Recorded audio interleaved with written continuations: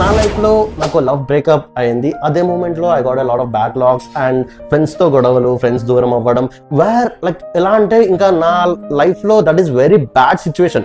అంటే ఎలా అంటే నా చుట్టూ అసలు ఎవరు లేరు నాతో వచ్చి నన్ను ఓదార్చే వాళ్ళు, కానీ ఆ మూమెంట్లో నా బాధను వినడానికి కూడా ఆ టైంలో నాకు ఎవరు లేరు.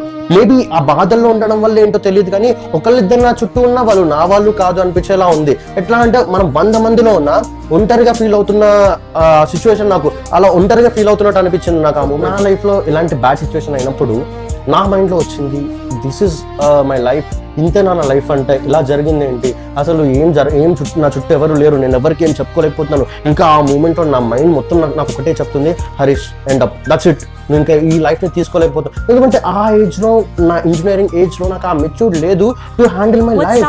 నాకే కాదు, ఆ ఏజ్లో, ఆ సిచ్యువేషన్స్లో ఎవరికి లైఫ్ని ఎలా బ్యాలెన్స్ చేయాలి, ఇంకా ఫ్యూచర్ ఇంకా ఎలా ఉంటుంది